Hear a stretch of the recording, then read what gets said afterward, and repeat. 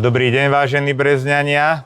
Dovolte mi, aby som vás privítal na tejto tlačovej besede, kde by som veľmi rád oznámil oficiálnym spôsobom svoju kandidatúru na post primátora nášho mesta.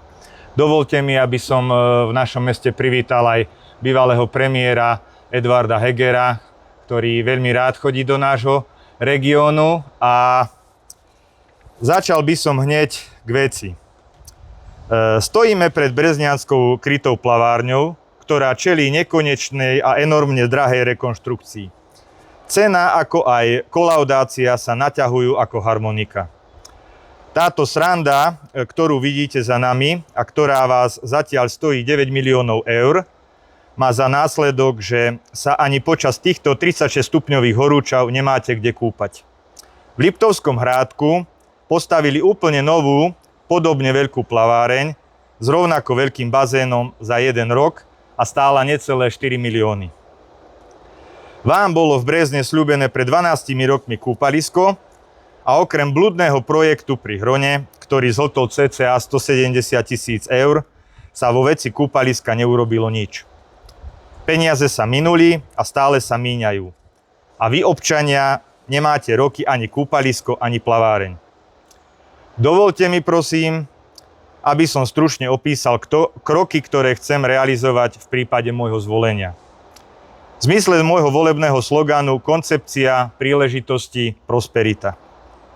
Koncepcia predstavuje súbor opatrení, ktoré majú vniesť do ďalších činností poriadok, prehľadnosť a racionalitu. Príjmem a na zastupiteľstve schválime jasnú odbornú metodiku, ako má vyzerať mesto. V tejto dokumentácii bude jasne zadefinované, ako má v ktorej časti mesta vyzerať lavička, smetný kôš, hrací prvok, zeleň či lampa. Pretože keď sa pozrieme, ako to je teraz, tak v Brezne máme XY typov lavičiek, už podľa toho, kto prispel na kampaň, XY typov smetných košov, a takto by sme mohli pokračovať ďalej. Tam, kde má byť asfalt, bude asfalt. Kde dlažba, bude dlažba. Nebude možné, aby sa nám na 1 metri štvorcovom stretli aj 3-4 rôzne podklady. Veci budú mať jasné plánovanie. Vždy sa budem snažiť, aby sa primárne riešili tie veci, ktoré sú ad 1 urgentné a ad 2 plánované, avizované a hlavne sľúbené podľa priorít. Neexistuje, aby sa veci diali spôsobom, ako to častokrát vidíme teraz, že ľavá ruka nevie, čo robí pravá. Napríklad pílenie stromov v máji a sadenie nových v decembri. Kosenie žiadne také, že kosci budú kosiť vypálenú zem počas 30 stupňových páľav, a naopak vo frekventovaných križovatkách bude tak vysoká tráva, že nebudete vidieť dať prednosť vozidlu, ktoré ide po hlavnej ceste. Neosvetlené ulice, ale naopak celú noc vysvietené námestie. Alebo aj dlhodobá nefunkčnosť mestského rozhlasu. Určite sa na mnohé spomenuté veci pozriem a dám ich po odbornej konzultácii do poriadku. Mimochodom, na tieto problémy upozorňujem už dlhodobo, žiaľ zmeny k lepšiemu sa nedejú. Technické služby nebudeme zaťažovať opakovaným rebrandingom, teda zmenami názvov. Riaditeľ dostane jasné a konkrétne zadania, ktoré sa budú plniť. Pokiaľ samozrejme bude niečo, s čím ako primátor budem vedieť pomôcť, každý riaditeľ či konateľ mestskej rozpočtovej organizácie bude mať u mňa otvorené dvere. Koncepcia je kľúčová, pretože ak nemáte systém a pravidlá, nemôžete dávať ani príležitosti a už vôbec nie ani prosperitu. Príležitosti. Od mnohých z vás počúvam, že mesto nedáva vám, občanom, žiadne alebo minimálne príležitosti. Minimálne keď sa bavíme o vyššie zmienenej príležitosti kúpania sa. Ja si ale pod slovom príležitosti predstavujem hlavne niečo iné. A to príležitosť profesného zaradenia, osobného rozvíjania a nejakého ďalšieho rastu. Kľúčovú vec, ktorú chcem v Brezne riešiť, je pritiahnutie investície do nášho mesta, ktorá dá ľuďom prácu ako sekundárny efekt. Potiahne aj miestnych podnikateľov, ktorí budú z takéhoto kroku profitovať. Budeme z neho profitovať všetci. Vy občania v podobe mzdového konkurenčného prostredia, podnikatelia v gastre a v službách, z bonity klientov, ktorí u nich dokážu utratiť viac, pretože na ich služby budú mať finančné prostriedky. Získa z toho aj samotné mesto v podobe daní a poplatkov. O potrebe pritiahnutia zamestnávateľa do nášho mesta som dosť konkrétne hovoril už v júni 2022. Žiaľ, táto myšlienka mi bola súčasným primátorom odsudzená, čo by mi v zásade nevadilo. Vadí mi, že ako klasicky bola vám občanom predstavená ďalšia z mnohých vizualizácií, pri ktorej to samozrejme aj zostalo. Toto je ona, priatelia.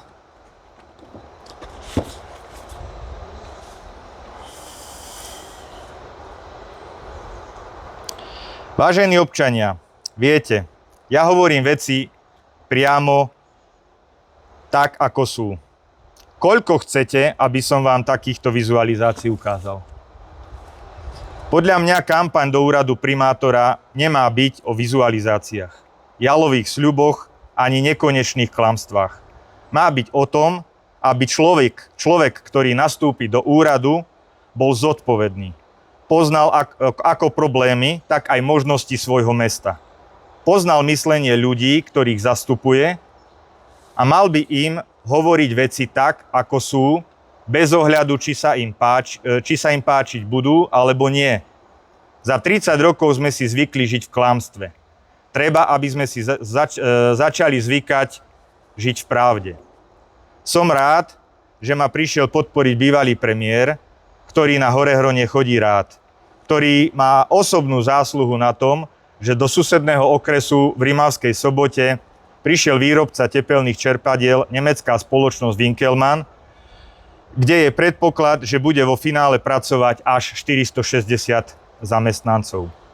Rovnako tak Eduard chodil za investíciou Volvo do Košíc. Budem veľmi rád, ak mi v prípade zvolenia bude ochotný pomôcť nášmu mestu, aby sme v ňom rozbehli ekonomický život. Pretože súčasné dáta hovoria jasnou a nekompromisnou rečou. Najväčším zamestnávateľom v našom meste je nemocnica, ministerstvo vnútra s okresným úradom a policajnými riaditeľstvami. A v konečnom dôsledku mesto Brezno s jeho rozpočtovými organizáciami. Prosperita.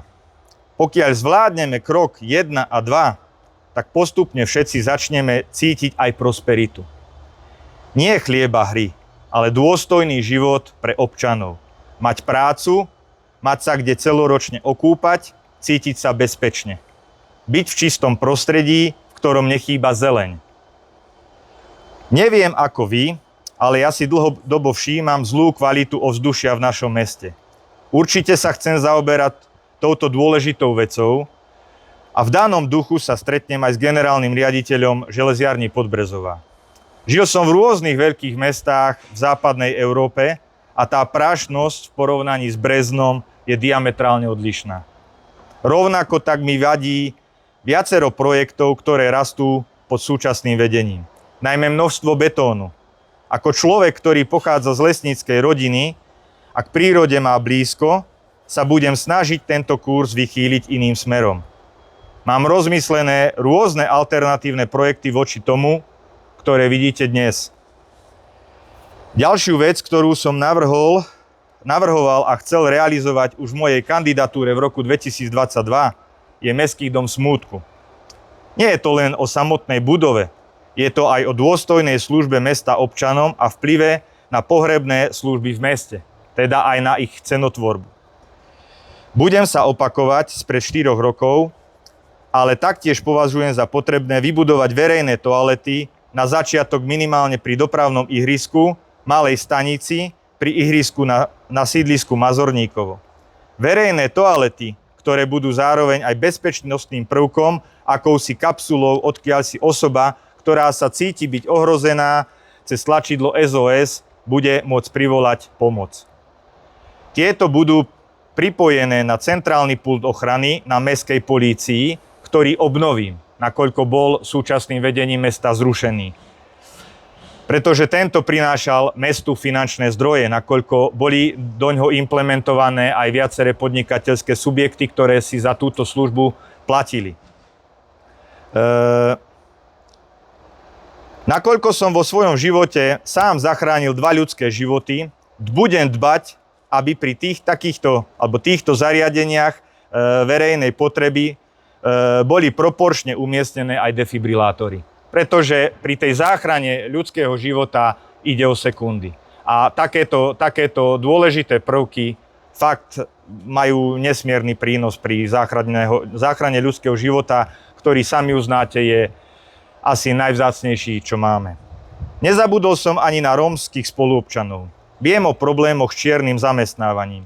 Preto ako primátor stanovím do zmluvy s prípadným dodávateľom klauzulu, že mesto bude spolupracovať len s firmou či živnostníkom, ktorí si plnia všetky mzdové a odvodové povinnosti voči svojim zamestnancom. Za ďalšie budem riešiť aj problematický prístup do mesta pre občanov z časti Hlavina, rovnako tak reflektujem aj na dopyt, ako aj environmentálnu záťaž občanov ulice Vrbová, pričom občania tam žijúci sa sami ponúkli, že chcú osobne participovať na zlepšení súčasnej situácie. A v neposlednom rade, a to už u mojej osoby vidíte roky, budem dbať o verejný záujem. Keď pôjde o vaše peniaze, budem prísny a nekompromisný. Neexistuje, aby tu pokračoval model v štýle zavolám Tomášovi a vybavím. Nie, veci pôjdu zákonným postupom, žiadne, že treba sa poďakovať, rozumej úplatok.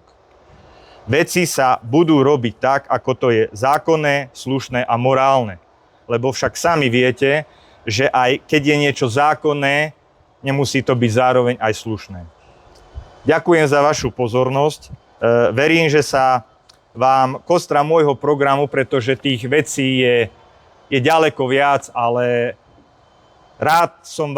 chcel som vám predstaviť veci, ktoré sú pre mňa nosné a predstavujú akúsi chrbticu môjho programu. Takže rád by som teraz odovzdal slovo Edvardovi Hegerovi. Ďakujem za vašu pozornosť. Ďakujem veľmi pekne.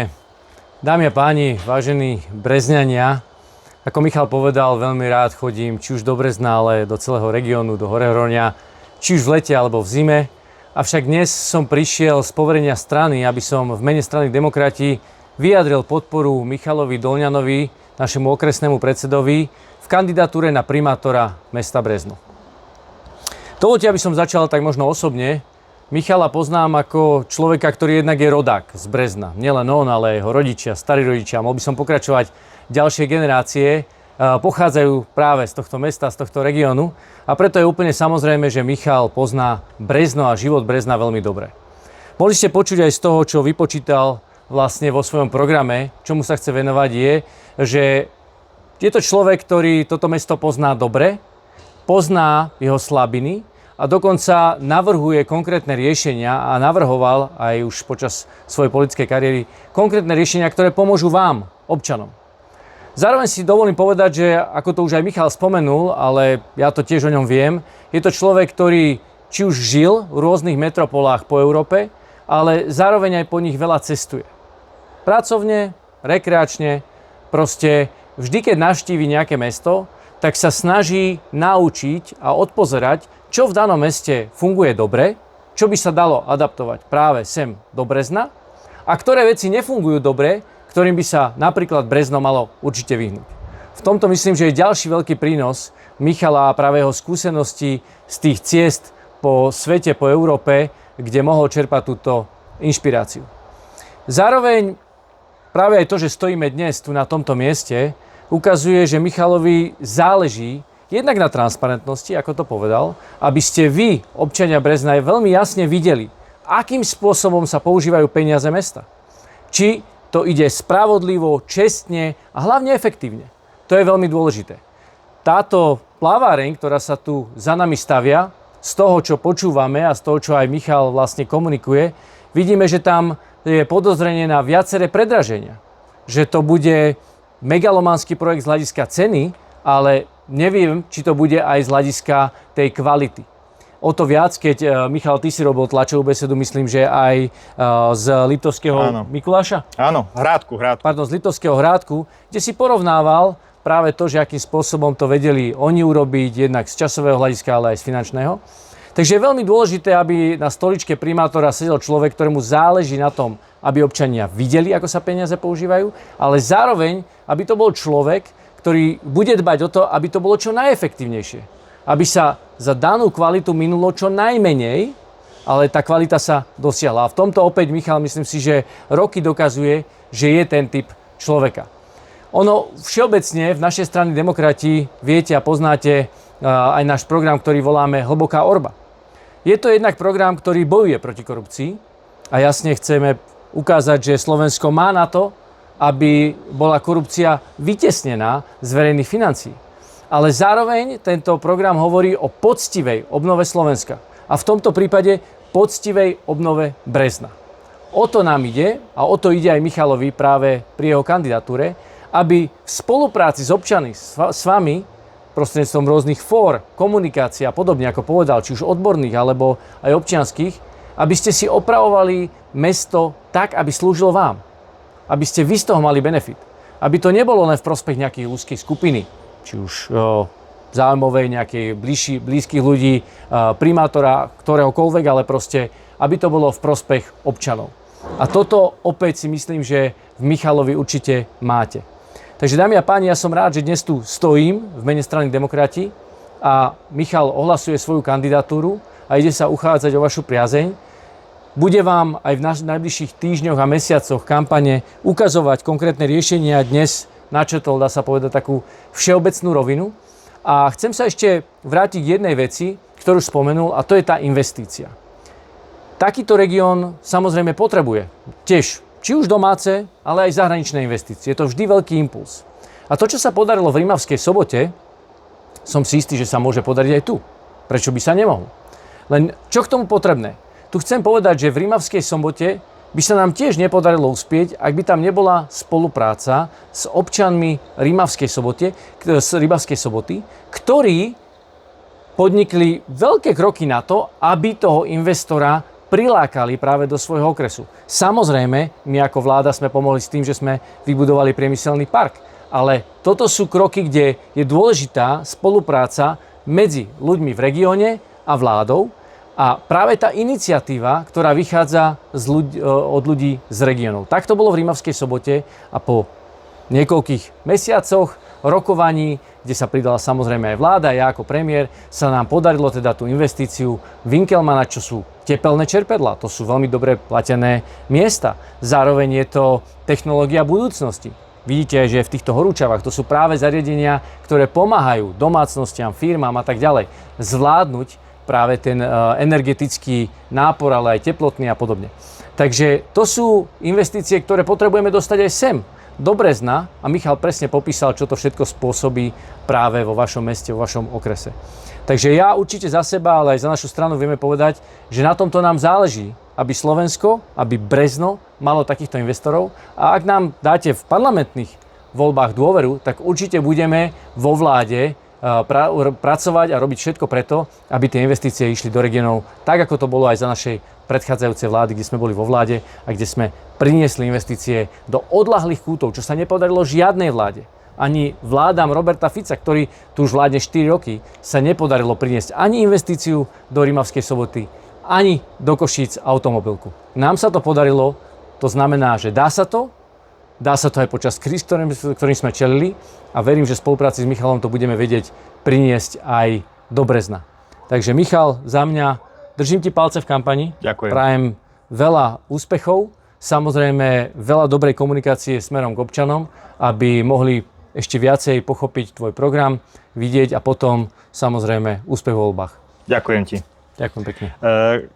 Chcem len povedať ešte na záver, že keď bolo aj nejaké stretnutie primátora Župana, Edvard, ty si to pamätáš, lebo som ti ten výstup vtedy posunul, nemám rád tieto nejaké doťahovačky, že zlá Bratislava a my v regiónoch. Nie, my sme malý štát, je nás 5,5 milióna, musíme na veciach participovať a byť spolu za jedno. Hej, čiže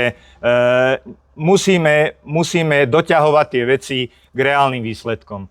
Nie je poukazovať, že títo nám škodia, alebo nie. Musíme zabrať jednotne ako celok a veci sa pohnú. Určite, som o tom presvedčený. Takže ešte raz ďakujem za vašu pozornosť. Držme si palce. Dovidenia. Dovidenia.